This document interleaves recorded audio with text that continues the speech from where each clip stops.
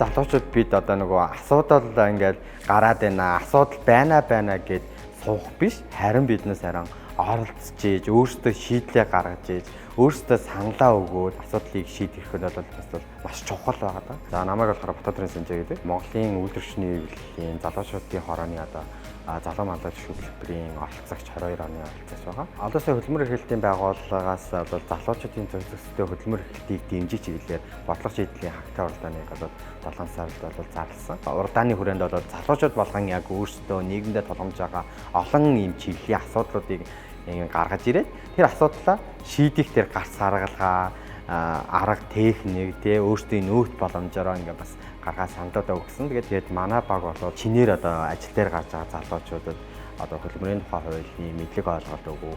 За тэр дундаа нөгөө зөвсөстэй хөдөлмөр эрхлэлийн одоо ойлголт, ур чадварыг олгох чиглэлээр бол ажилласан. Ер нь бол Монгол улсын хэмжээнд энэ залуучуудад тулгамдж байгаа асуудлыг аваад үзэхэд бол олон улсын байгууллагууд илүү бас дэмждэг. За тэр дундаа бол Европын холбоо, олон улсын хөдөлмөрийн байгууллага, нэгдсэн үндэсний байгууллага За ингээд ер нь бол цаашдаа бол маш олон ингээд яг олон улсын байгууллагууд илүү нөгөө Монголоос залуучууд тулгамж байгаа асуудал байгаа юм байна. Энийг шийдэхэд биднээс бас тодорхой хэмжээний дэмжлэг өгөх юм бол залуучууд нь өөрсдөө оролцоо явах юм байна гэдэг юм бол харагддаг. Тэгээд яг энэ төсөлмөө бас нэг талын бас биднээс энэ асуудлыг шийдвэрлэхэд одоо дэмжлэг болж ирсэн нэг шийдэл бол